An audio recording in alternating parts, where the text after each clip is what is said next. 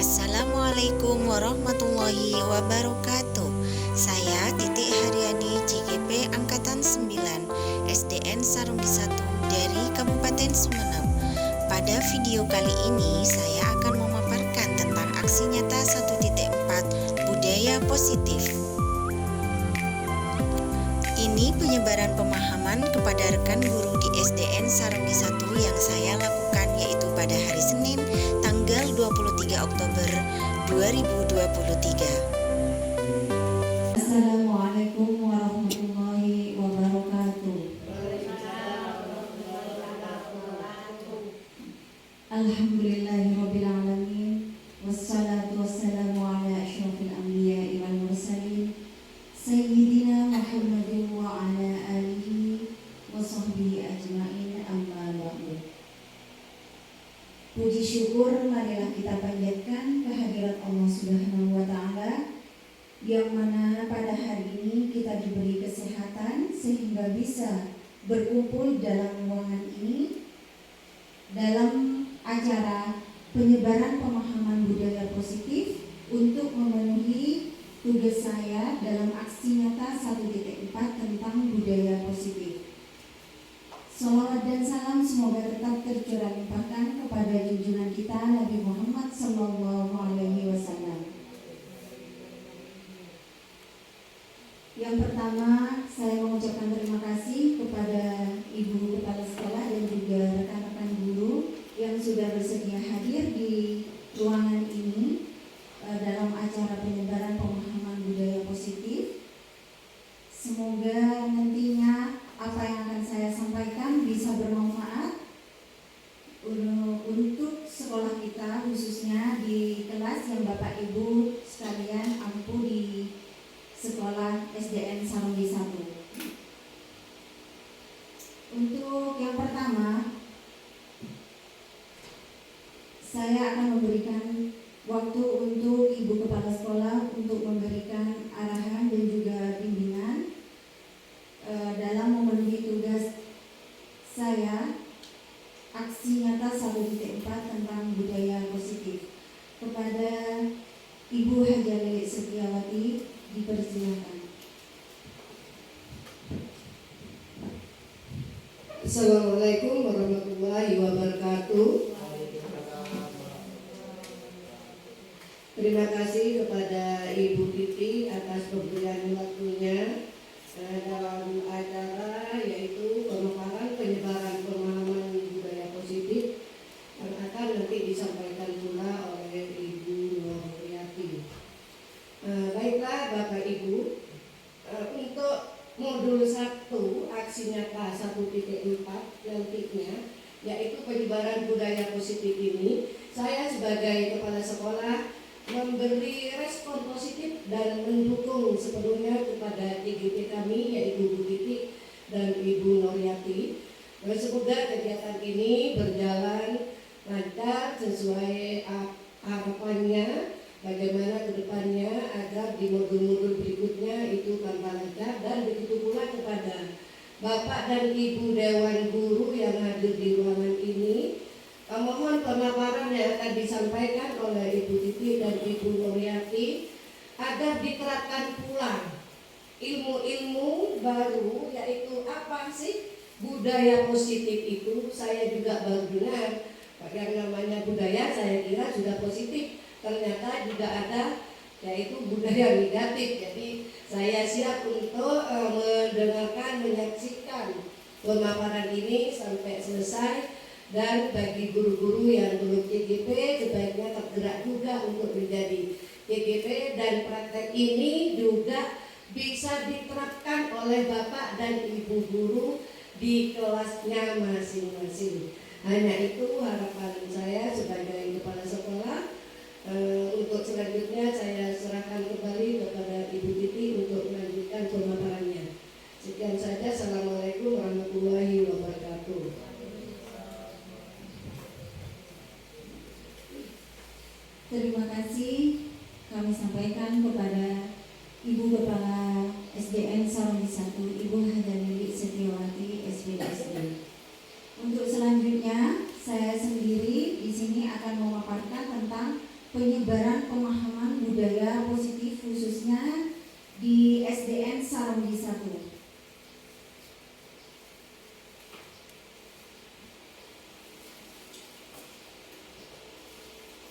Mungkin Bapak dan Ibu guru di sini pernah mendengar apa itu budaya positif. Adakah yang sudah pernah mendengar apa itu budaya positif? Silakan Pak Lili, coba apa budaya positif Pak Lili? Budaya positif itu hal-hal yang atau kebiasaan-kebiasaan, perilaku ataupun tutur kata yang dilakukan oleh seluruh warga sekolah. Iya, betul sekali. Ada yang lain Bapak Ibu? Apa budaya positif? Apa?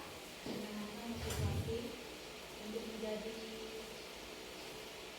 diri sendiri dan percaya diri.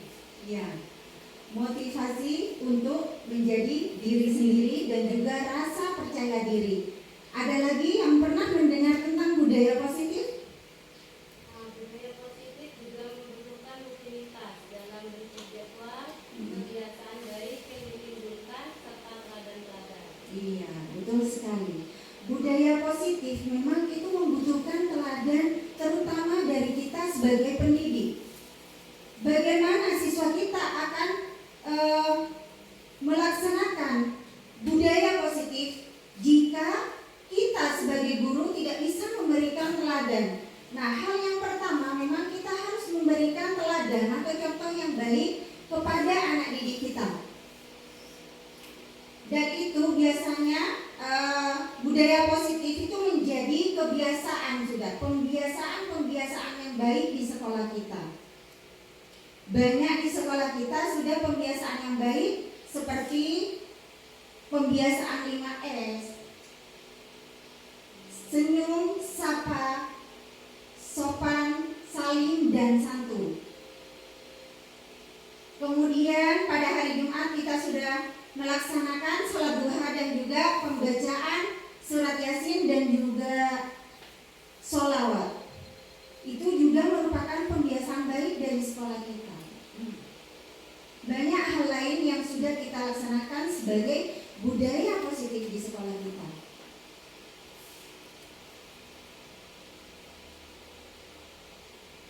Nah, intinya budaya positif itu di sini adalah perwujudan dari nilai-nilai keyakinan dan kebiasaan yang berpihak pada murid. Jadi budaya positif tersebut yang kita lakukan di sekolah itu harus berpihak pada murid. Kebiasaan yang disepakati bersama untuk dijalankan dalam waktu yang lama. Seperti yang sudah saya jelaskan tadi tentang pembiasaan 5S. Nah, itu sudah istilahnya sudah mendarah daging di SDN Saronggi 1. Sudah dilaksanakan. Kita juga pada waktu pagi sudah di pintu gerbang menyambut kedatangan siswa, itu juga termasuk budaya positif yang sudah kita laksanakan di SDN Saronggi 1. Ini adalah konsep inti dari budaya positif. Ada perubahan paradigma belajar, ada disiplin positif, kemudian yang ketiga ada nilai-nilai kebajikan, kebutuhan dasar manusia, keyakinan kelas, motivasi perilaku manusia, posisi kontrol guru, dan yang terakhir adalah segitiga restitusi. Itu adalah poin-poin dalam konsep inti budaya positif yang bisa diterapkan di sekolah. Yang pertama, pembelajaran dengan paradigma baru. Mungkin pada saat kurikulum Merdeka saat ini kita sudah mengenal tentang pembelajaran berdiferensiasi. Pembelajaran berdiferensiasi itu harus memetakan kebutuhan peserta didik. Setiap peserta didik itu unik, berbeda antara peserta didik satu dengan peserta didik yang lain. Kita harus memetakan dulu gaya belajarnya seperti apa. Kemudian mereka sukanya belajarnya seperti apa di dalam kelas. Itu nanti yang akan dilaksanakan dalam pembelajaran berdiferensiasi. Pembelajaran dengan paradigma baru ini juga mencakup pemetaan standar kompetensi, merdeka belajar, dan juga asesmen sehingga memberikan ruang yang lebih leluasa bagi pendidik untuk merumuskan rancangan pembelajaran sesuai dengan karakteristik dan kebutuhan peserta didik.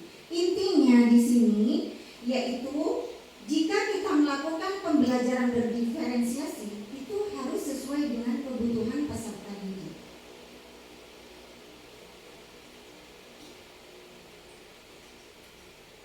Pembelajaran dengan paradigma baru ini berorientasi pada penguatan kompetensi dan pengembangan karakter sesuai dengan profil pelajar Pancasila. Mungkin Bapak Ibu di sini itu sudah tahu apa saja karakter dalam profil pelajar Pancasila. Yang pertama, beriman dan bertakwa kepada Tuhan Yang Maha Esa. Kemudian yang kedua, berkebinekaan global. Yang ketiga, gotong royong. Yang keempat, kreatif. Yang terakhir, bernalar kritis. Oh, ada lagi terakhir, inovatif. Nah, ini yang akan dicapai oleh peserta didik kita sesuai dengan profil pelajar Pancasila.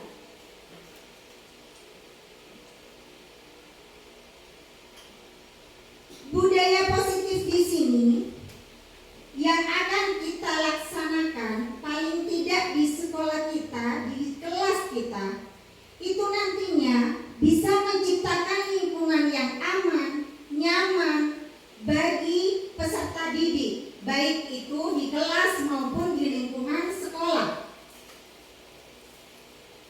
Suasana belajar yang positif, maka murid akan belajar dengan baik serta bisa berkembang menjadi pribadi yang berkarakter sesuai profil pelajar Pancasila. Apa saja yang bisa kita lakukan untuk mencapai hal tersebut? Ini yang tadi, tugas guru itu memahami tentang disiplin positif, keyakinan kelas, kemudian teori motivasi, kebutuhan dasar, posisi kontrol, dan juga restitusi. Yang pertama, disiplin positif. Disiplin yang pertama itu disiplin biasa. Disiplin biasa ini juga bisa dikatakan sebagai disiplin negatif. Kenapa? Karena di sana dalam disiplin biasa dikendalikan oleh kontrol eksternal atau adanya hukuman, iming-iming, ataupun nanti reward.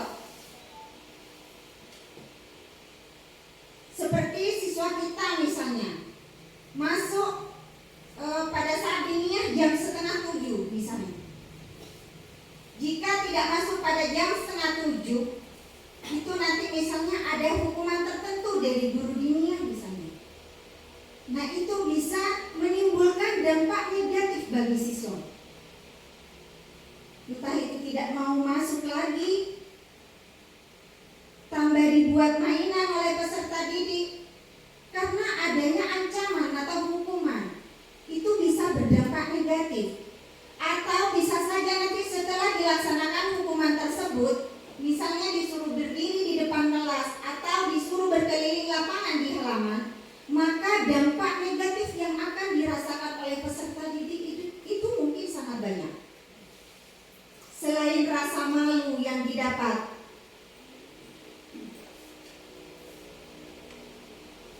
dalam diri peserta didik mungkin ada rasa menyesal, tapi di sana nantinya dampak yang akan ditimbulkan kepada peserta didik tersebut.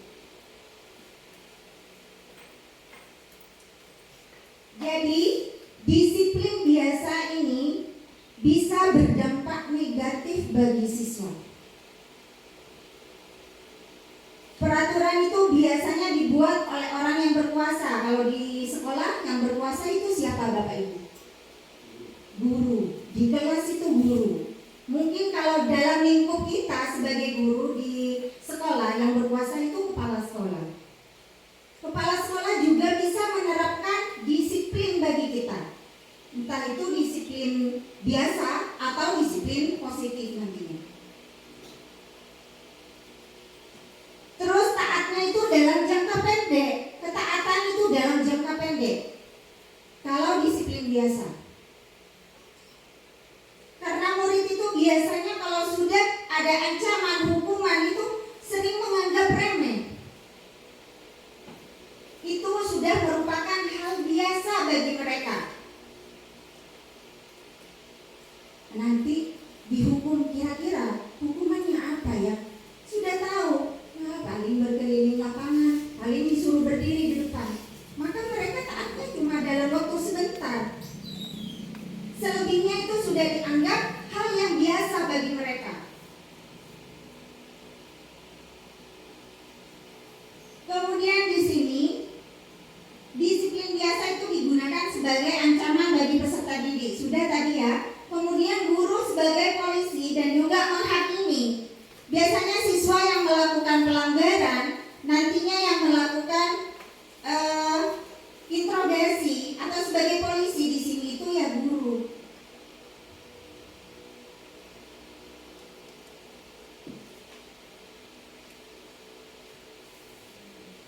Nah, ini disiplin positif.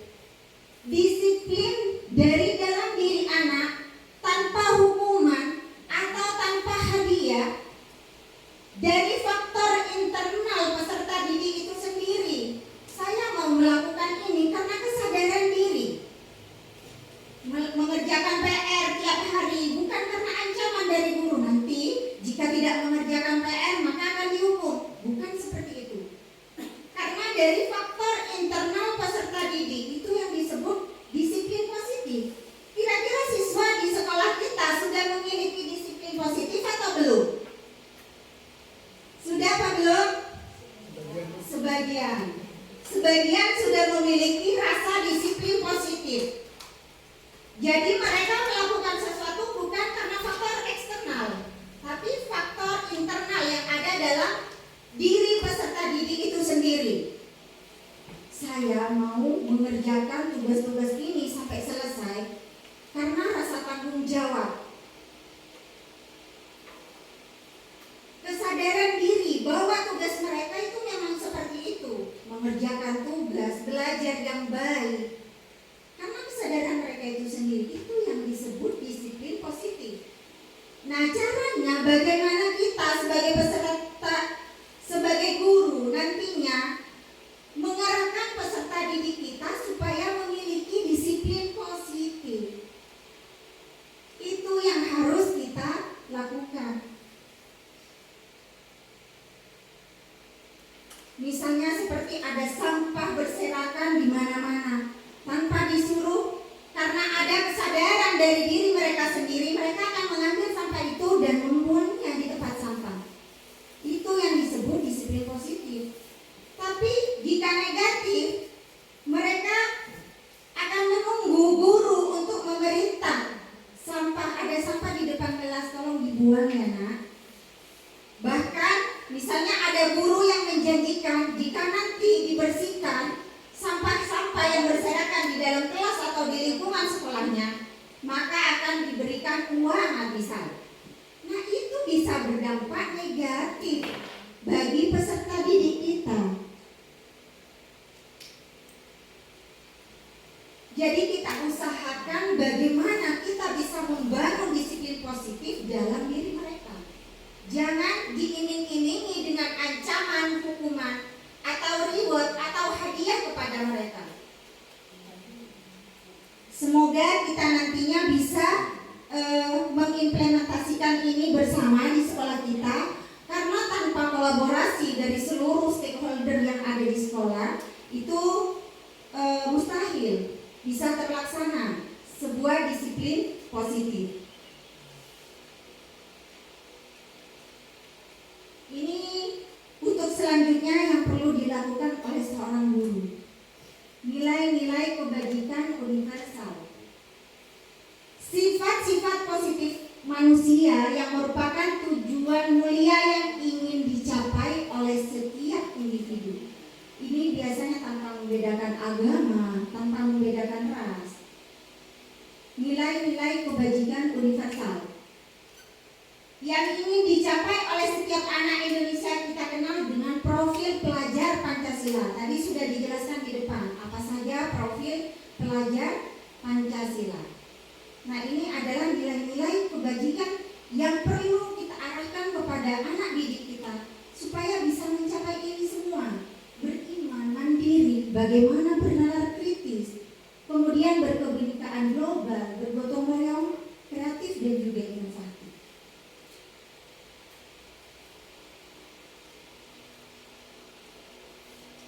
Untuk selanjutnya, masih semangat Bapak Ibu? Ada yang mengantuk ya? Masih mengantuk? Nanti kalau saya bilang SDN Sarungi 1 dijawab bisa ya? Bisa. SDN Sarungi 1? Bisa. Oh, masih semangat.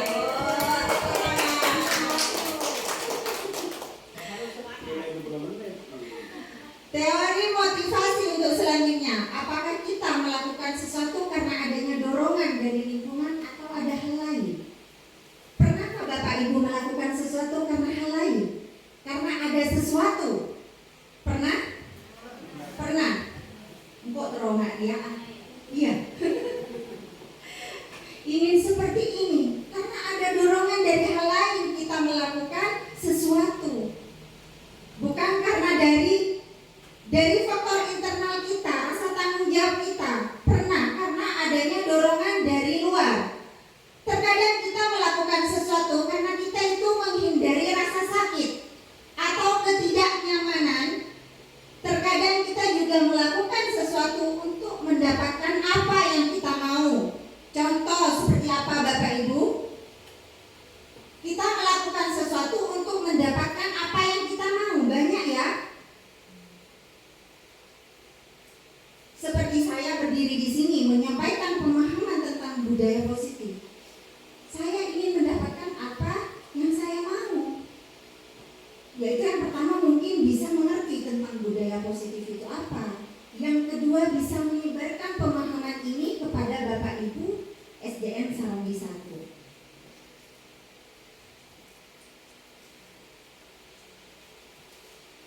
Menurut Diana Gosen, ada 3 motivasi perilaku manusia. Yang pertama itu untuk menghindari ketidaknyamanan atau hukuman. Termasuk siswa kita mengerjakan tugas karena takut dihukum. Yang kedua untuk mendapatkan imbalan atau penghargaan dari orang lain. Anak-anak siswa kita ikut lomba, itu kadang ada motivasi eksternal. Ingin mendapatkan penghargaan, ingin dipuji, ingin mendapatkan sesuatu. Baik dari kita sebagai guru atau dari orang tua mereka mungkin mengiming-imingi dengan hadiah. Kemudian yang ketiga untuk menjadi orang yang mereka inginkan dan menghargai diri sendiri dengan nilai-nilai yang mereka punya. Nah, ini yang ketiga.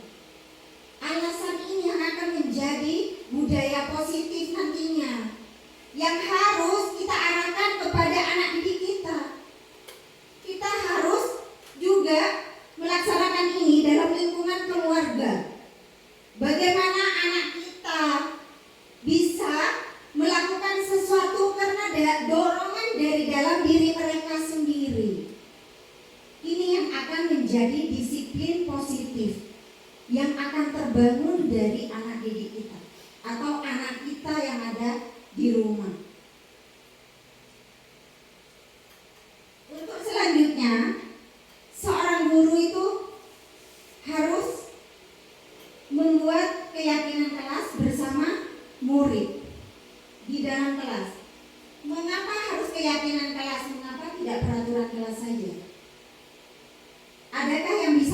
membedakan Bapak Ibu di sini apa keyakinan kelas, apa peraturan kelas? Siapa yang bisa membedakan? Iya. Kalau keyakinan itu merupakan suatu kepercayaan yang disepakati oleh seluruh siswa bersama guru di kelas itu. Tapi kalau peraturan itu hanya berupa tatanan atau alat untuk mengukur perilaku saja. Iya, betul sekali apa yang disampaikan oleh Bu Nuryati. Terima kasih Bu Nur. Jadi kalau peraturan itu ada hukuman nantinya, ada sanksi dari apa yang mereka lakukan.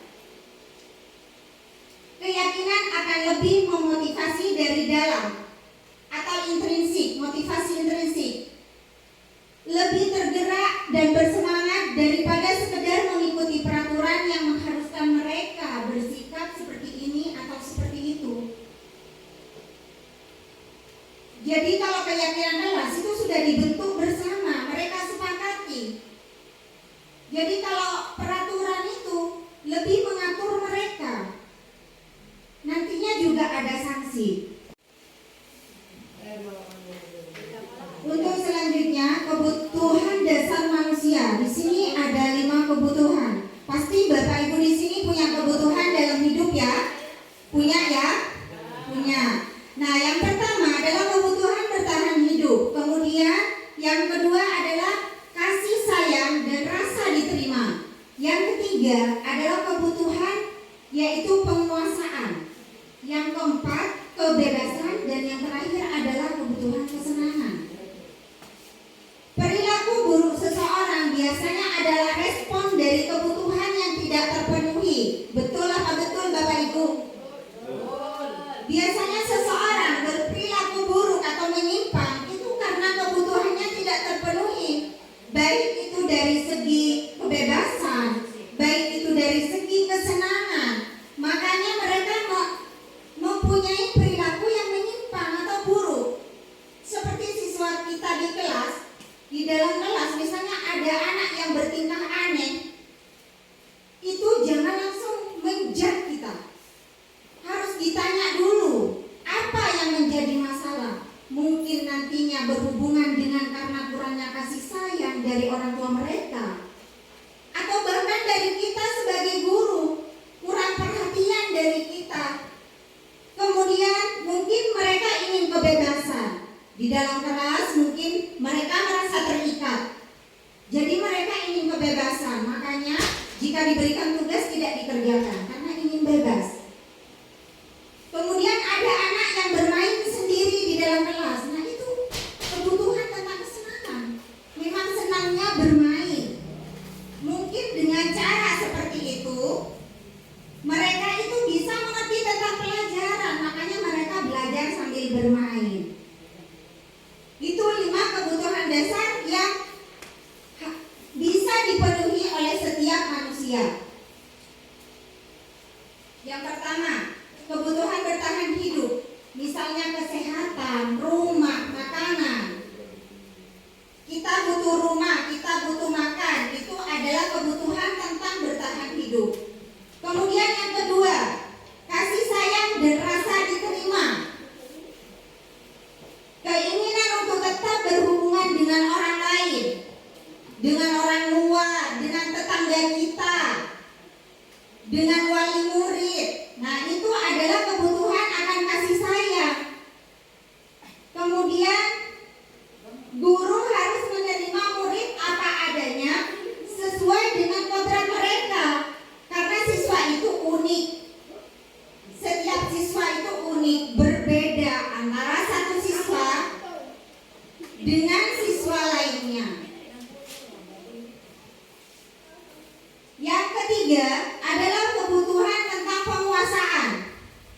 Berhubungan dengan kekuatan untuk mencapai sesuatu. Diakui atas prestasi dan keterampilan kita. Didengarkan dan memiliki rasa harga diri. Jadi kalau ada anak yang berprestasi, mereka itu ingin diakui. Kalau mereka berprestasi, itu adalah kebutuhan yang mereka ingin cari, yaitu penguasaan, pengakuan atas kemampuan mereka.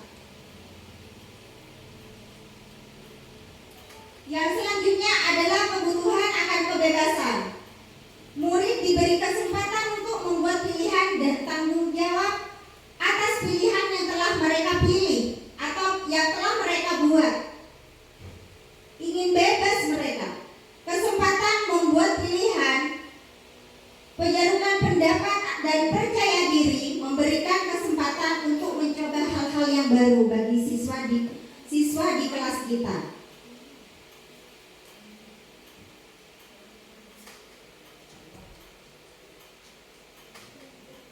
Yang terakhir adalah kebutuhan untuk merasa senang. Kebutuhan akan kesenangan adalah kebutuhan untuk mencari kesenangan, bermain dan tertawa. Itu yang saya sebutkan tadi. Di kelas anak didik kita itu kan pada saat pembelajaran ada yang tertawa, bermain sendiri. Mereka itu mungkin ini kebutuhan akan kesenangan mereka. Mereka ingin senang. Makanya di kelas bermacam-macam perilaku unik siswa kita itu. Kadang membuat kita jengkel, kadang membuat kita marah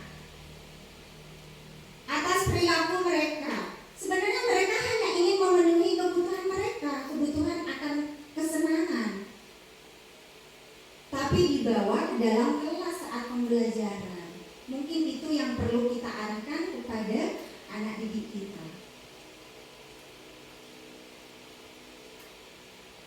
Jadi kesimpulannya di sini yaitu sangatlah penting bagi guru untuk mengetahui kebutuhan dasar murid-muridnya agar bisa memahami alasan dibalik sikap dan tingkah laku mereka.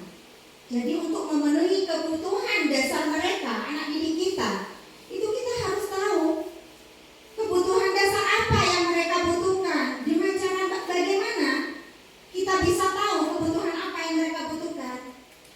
Didekati, kita tanyakan. Kalau di kelas sering bicara, main, tertawa, kita tanyakan apa penyebab mereka seperti itu. Mungkin ada kebutuhan yang ingin mereka capai.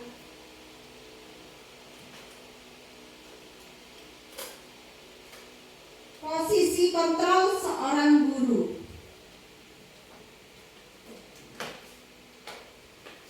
Ini adalah pemaparan selanjutnya tentang apa yang harus dikuasai oleh guru, yaitu posisi kontrol. Diana Gosen dalam bukunya itu mengemukakan bahwa guru perlu meninjau kembali penerapan disiplin di dalam ruang kelas mereka, ruang kelas kita yang kita tempati selama ini mengajar anak didik kita.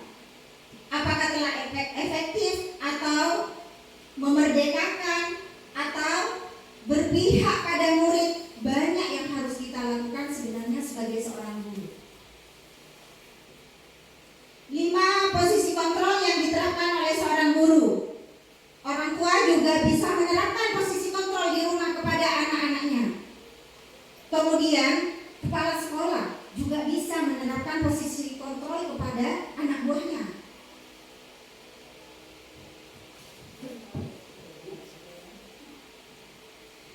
Posisi kontrol ini, yang pertama sebagai penghukum, kemudian sebagai pembuat merasa bersalah, yang selanjutnya sebagai teman, sebagai pemantau dan juga sebagai manajer.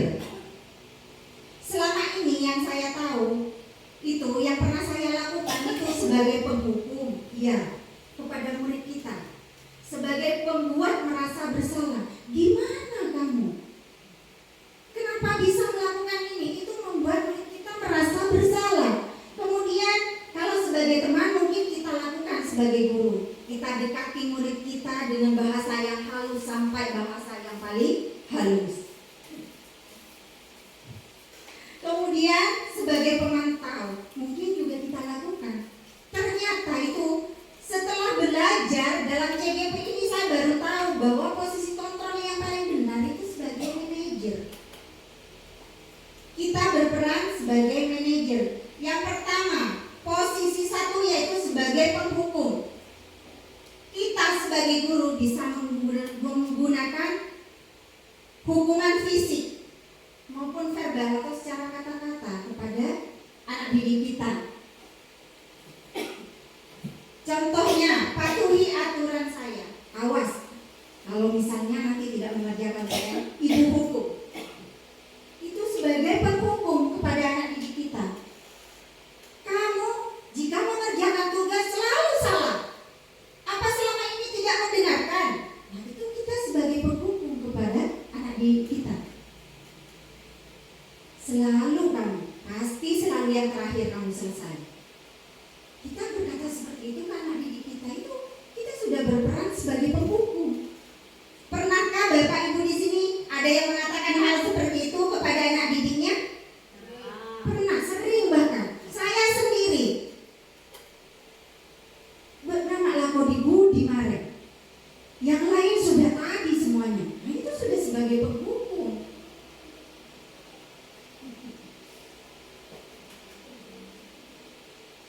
Kemudian posisi yang kedua yaitu pembuat merasa bersalah. Pada posisi ini guru itu akan bersuara lebih lembut kepada anak didiknya. Pembuat rasa bersalah akan menggunakan keheningan yang membuat orang lain itu merasa tidak nyaman. Diam gurunya. Sampai muridnya itu merasa tidak nyaman sendiri. Ibu sangat kecewa sekali dengan kamu. Itu sampai muncul rasa bersalah dalam anak didik kita itu. Dalam peserta didik itu. Iya, tadi saya seperti ini. Bahkan mungkin ada yang nangis nanti. Jika sudah seorang guru mengatakan seperti ini, ibu sangat kecewa sekali dengan kamu. Berapa kali ibu harus memberitahukan kamu ya? Dengan lemah lembutnya. Guru mengatakan seperti itu. Bahkan mungkin gurunya sampai berkaca-kaca. Akhirnya muridnya ikut berkaca-kaca. Pernahkah Bapak Ibu ada yang melakukan seperti itu? Pernah? Memanggil ke depan, bertanya dengan suara lemah lembut, pernah?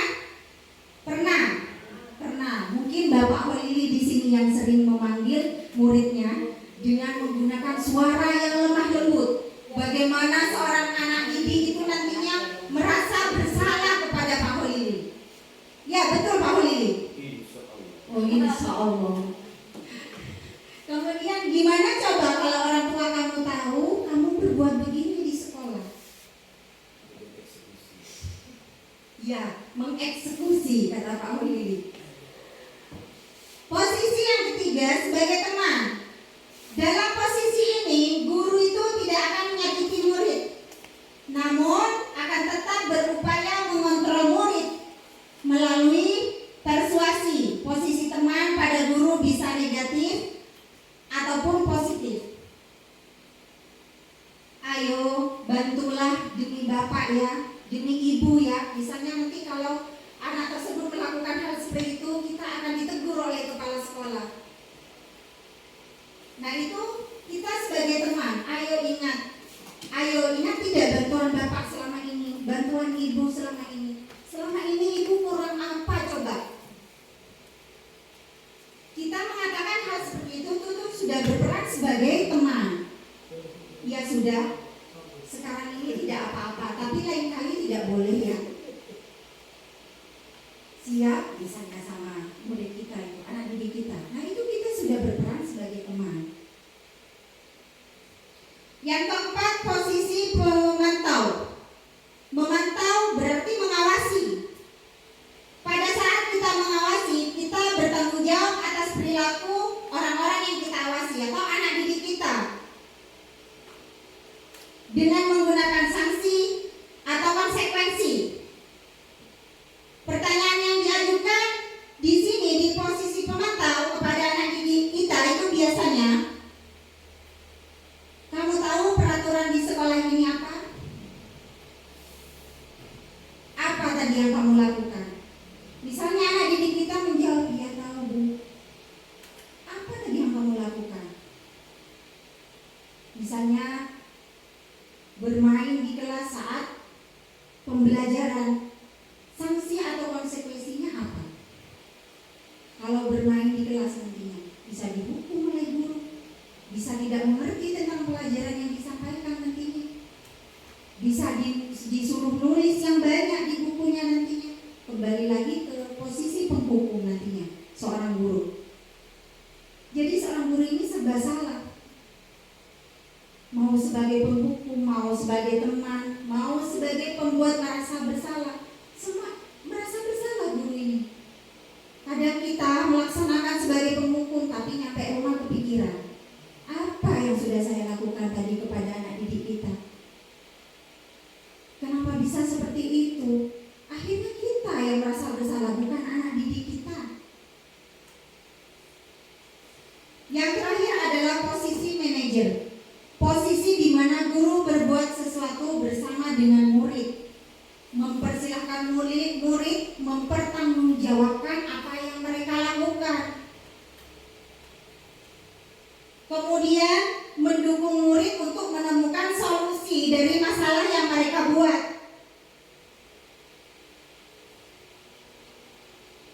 Seorang manajer itu sudah memiliki kemampuan di posisi teman maupun pemantau. Dengan demikian bisa jadi di waktu-waktu tertentu kembali kepada kedua posisi tersebut bila diperlukan. Kita mungkin ingin menjadi sebagai manajer bagi siswa kita, tapi tanpa kita sadari kita akan kembali kepada posisi semula. Bisa ke pemantau, bisa sebagai teman dengan nada yang lemah lembut menanyakan apa masalah mereka. Bisa juga kita ke posisi penghukum. Kita hukum mereka misalnya. Sebagai manajer ini, murid itu diajak untuk menganalisis kebutuhan dirinya. Kemudian penekanan bukan pada kemampuan membuat konsekuensi, namun bisa berkolaborasi dengan murid. Bagaimana memperbaiki kesalahan yang ada. Kamu siap memperbaiki kesalahannya misalnya? Ya Bu, siap. Jangan diulangi lagi ya. Iya. Bapak Ibu sudah bisa menerima apa yang saya sampaikan? 5 posisi kontrol tadi sebagai penghukum. Yang pertama sebagai apa Bapak Ibu ingat? Sebagai penghukum. Yang kedua? Yang ketiga? Yang keempat? Pemantau. Manajer. Wah, Bu Hosi berarti loadingnya masih bagus. Tepuk tangan untuk Bu Hosi. Jadi kita sebagai guru itu akan melaksanakan 5 posisi ini. Sudah pasti itu. Saya tidak pernah sebagai penghukum, mustahil. Pasti pernah melakukan. Bahkan mungkin sering emosi kita. Sebagai penghukum sudah. Kita bicara lemah lembut, Mak, kamu kenapa tadi? Sudah sebagai teman.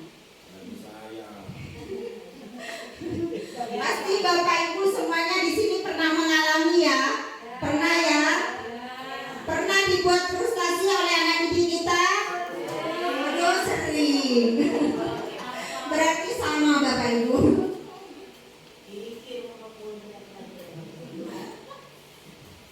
Nah, ini adalah materi yang terakhir yang perlu Bapak Ibu kuasai, yaitu segitiga restitusi. Segitiga restitusi, proses menciptakan kondisi bagi murid untuk memperbaiki kesalahan mereka, sehingga mereka itu bisa kembali ke kelompok mereka dengan karakter yang lebih kuat. Restitusi itu bukan untuk menebus kesalahan, namun belajar dari kesalahan yang mereka buat. Bagaimana nantinya mereka bisa memperbaiki kesalahannya dan syukur-syukur bisa tidak mengulang perbuatan itu. Restitusi itu fokus pada solusi. Kita mencari solusi. Bapak Ibu jika punya permasalahan di kelas, bahkan di sekolah, diusahakan untuk menggunakan segitiga restitusi ini. Yang pertama itu menstabilkan identitas. Yang kedua yaitu validasi tindakan yang salah. Dan yang terakhir adalah menanyakan keyakinan. Jadi 3 segitiga dalam restitusi ini harus digunakan oleh Bapak Ibu jika ingin menemukan solusi terbaik dari masalah anak didik kita yang mereka hadapi atau yang mereka alami di sekolah, bahkan di kelas kita. Jadi jangan serta-merta memanggil anak didik kita, kemudian tanpa bertanya ini dan itu, kemudian langsung dihukum. Kita gunakan segitiga restitusi. Yang pertama adalah menstabilkan identitas. Itu bagian dasar dari sebuah restitusi. Bertujuan untuk mengubah identitas anak itu dari orang yang gagal, nantinya kemudian karena melakukan kesalahan menjadi orang yang sukses. Kedepannya itu menjadi orang yang sukses. Kalau kita sebagai guru mengkritik mereka, memberikan kritik, maka kita akan tetap membuat mereka itu dalam posisi gagal. Jadi kita katakan kepada mereka untuk menstabilkan identitas. Yang kita katakan kepada mereka yaitu, jika kita punya masalah ya pada anak didik kita, maka hal pertama yang kita katakan yaitu berbuat salah itu nggak apa-apa, nah, misalnya. Ibu juga pernah melakukan hal seperti itu. Tapi hal yang paling penting adalah kamu mau melakukan perbaikan dari kesalahan yang kamu buat. Misalnya seperti itu kata-kata yang akan kita sampaikan dalam restitusi ini. Jadi jangan langsung memberikan menjat seorang anak didik kita yang punya masalah. Jadi kita katakan dulu kepada anak didik kita, saya mendengar misalnya dari guru mata pelajaran tadi, kamu di kelas katanya mengganggu teman yang lain. Kenapa nak? Misalnya, tanyakan dulu. Ibu juga pernah seperti itu dulu. Tapi yang terpenting kamu mau belajar dari kesalahan kamu untuk memperbaikinya. Itu yang pertama harus kita katakan kepada diri kita. Kemudian yang selanjutnya adalah validasi tindakan yang salah. Setiap tindakan kita dilakukan dengan suatu tujuan, yaitu memenuhi kebutuhan dasar. Sudah dijelaskan tadi untuk memenuhi kebutuhan dasar manusia. Jadi kita tanyakan nanti di validasi tindakan yang salah. Kamu tadi katanya melempar bola, menendang bola saat pembelajarannya Buria bahasa Madura. Kenapa nak? Apa yang menjadi alasan kamu melakukan itu? Kita tanyakan kepada anak didik kita. Nah itu di dalam tahap validasi tindakan yang salah. Nantinya anak didik kita itu akan memberikan alasan seperti ini, Bu. Saya tidak mengerti tentang pelajaran yang Buria sampaikan, makanya saya main sendiri misalnya. Nah itu dalam validasi tindakan yang salah. Yang terakhir adalah kita menanyakan keyakinan nantinya. Kamu tahu keyakinan kelas apa yang sudah kamu langgar tadi? Dengan bermain di dalam kelas, pasti tahu itu. Tentang apa coba? Mendengarkan guru saat pembelajaran atau menghormati guru di dalam kelas. Menurut kamu hal yang kamu lakukan itu sudah sesuai tidak dengan keyakinan kelas? Tidak, Bu. Apa yang akan kamu lakukan ke depannya? Tanyakan solusinya. Nah, di sini dalam tahap menanyakan keyakinan. Selamat pagi, Cika. Ibu dengar dari guru ini ya, pada hari Rabu dan hari Kamis, katanya kamu sering datang terlambat ya? Seingat kamu sudah berapa kali kamu datang terlambat? Seingat saya 3 kali, Bu. Sudah 3 kali. Sering terlambat, menurut kamu itu suatu kesalahan atau bukan? Salah, Bu. Baiklah, berbuat kesalahan itu hal manusiawi ya. Kesalahan itu setiap orang pasti berbuat salah. Yang terpenting kamu itu mau belajar dari kesalahan kamu dan mau memperbaikinya. Setuju? Kita cari solusinya bersama-sama ya. Yang Ibu tanyakan di sini, kamu sering datang terlambat pada saat pembelajaran ini ya, hari Rabu dan Kamis itu pasti ada alasannya. Kenapa sih kamu bisa datang terlambat? Saya tidur kemalaman, Bu. Oke. Ya. Kamu tahu keyakinan kelas yang sudah kita sepakati? Ya, Bu. Sudah. Jika terlambat datang ke sekolah sesuai keyakinan kelas kita apa tidak? Tidak sesuai, Bu. Tidak sesuai. Menurut kamu keyakinan kelas apa yang sudah kamu langgar? Datang terlambat, Bu. Datang terlambat itu berhubungan dengan disiplin. Menurut kamu penting tidak kita itu melakukan sikap disiplin? Penting, Bu. Penting. Nah, sekarang Ibu mau bertanya, apa yang akan kamu lakukan untuk memperbaiki kesalahan kamu biar tidak datang terlambat terus? Minta maaf dan mengakui kesalahan. Minta maaf dan mengakui kesalahan. Terus rencana yang akan kamu lakukan biar tidak bangun terlambat gimana? Tidur tidak kemalaman agar bangun lebih awal. Ya, nanti Ibu juga akan bekerja sama dengan orang tua kamu. Gimana caranya biar nanti kamu tidak datang terlambat lagi ke sekolah saat pembelajaran dunia pada hari Rabu dan Kamis. Setuju kamu? Terima kasih ya Cika. Boleh kembali ke kelas. Itu selesai. Nah, dalam segitiga restitusi ini saya berharap di sini Bapak dan Ibu melaksanakan di dalam kelas. Di dalam sekolah boleh, tapi khususnya nanti di dalam kelas. Jika ada siswa yang bermasalah, pasti nih ada siswa yang bermasalah dalam pembelajaran kita itu pasti. Jadi dilaksanakan melalui 3 tahapan ini, segitiga restitusi. Jangan langsung memberikan hukuman. Jangan langsung kita memberikan kata-kata negatif kepada siswa kita. Tapi laksanakan dengan segitiga restitusi ini. Sudah mengerti Bapak Ibu? Sudah paham?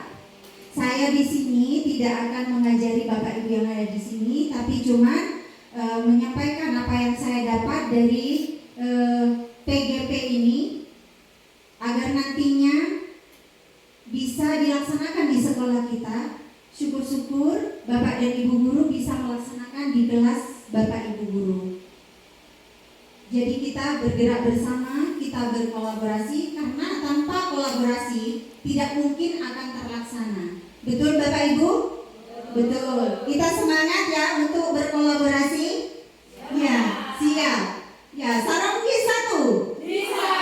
Oh, semangat. Kiranya itu yang bisa saya sampaikan hari ini, semoga bermanfaat untuk kita semua, bisa dilaksanakan dalam sehari-hari di sekolah. Kurang lebihnya saya mohon maaf. Saya akhiri. Wassalamualaikum warahmatullahi wabarakatuh.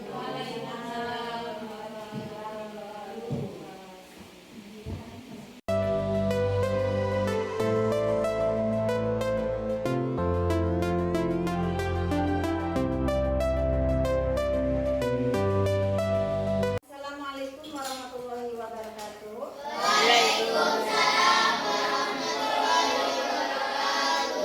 Hari ini kita akan membuat keyakinan kelas kita, yaitu kelas 6. Kan kita belum membuat keyakinan kelas kan ya? Pernah dengar tentang keyakinan kelas? Pernah. Apa itu keyakinan kelas? Keyakinan kelas, peraturan. Mbak Cika tadi menjawab peraturan. Ya betul, keyakinan kelas itu mirip dengan peraturan. Cuman kalau keyakinan itu hal yang kita yakini biar kalian itu nantinya bisa bertanggung jawab di dalam kelas kalian sendiri. Nantinya keyakinan kelas itu dibuat berdasarkan kesepakatan antara murid dengan guru. Apa yang disepakati nantinya akan dijadikan keyakinan kelas kita. Nah, di dalam keyakinan kelas nantinya tidak boleh ada kalimat negatif seperti dilarang, jangan, atau tidak boleh. Jadi dalam pembuatan keyakinan kelas itu harus menggunakan kalimat yang positif. Misalnya Misalnya di sini kalau tidak boleh membuang sampah sembarangan. Jika diubah menjadi kalimat positif, kalimatnya menjadi bagaimana? Membuang sampah pada tempatnya. Ya, bagus. Jadi di sana tidak ada kata konotasi negatif. Jadi kalimatnya harus negatif. Sudah mengerti? Sudah. Nanti Ibu akan membagikan sticky note kepada kalian satu-satu untuk menuliskan kira-kira apa saja nantinya yang akan menjadi keyakinan kelas kita. Boleh menulis apa saja. Masing-masing anak menulis satu saja ya. Ya. Ibu bagikan dulu.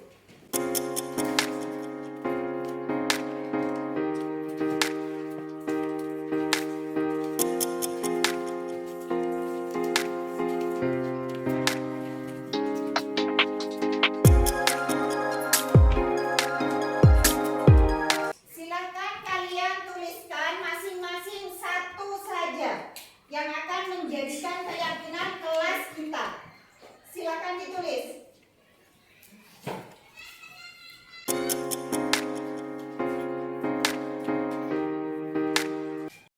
Sudah semua? Sudah. Kalau sudah, silakan ditempel di tempat yang sudah Ibu sediakan di depan. Di sini. Silakan, ayo.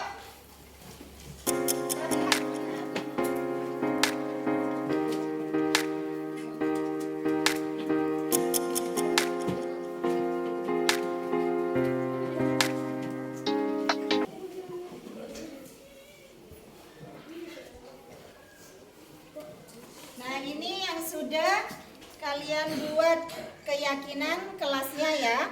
Nah, di sini Ibu akan menyeleksi. Mungkin ada yang sama, jadinya tidak perlu menjadi keyakinan kelas kita.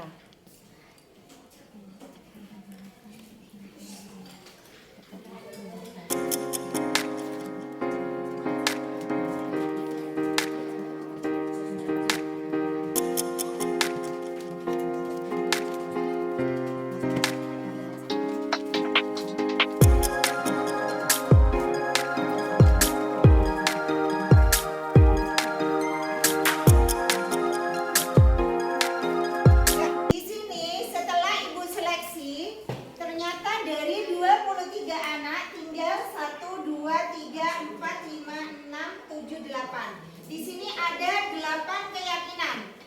Ibu bacakan ya. Yang pertama, mendengarkan saat Ibu guru menjelaskan di depan. Mengerjakan PR tepat waktu. Melaksanakan piket.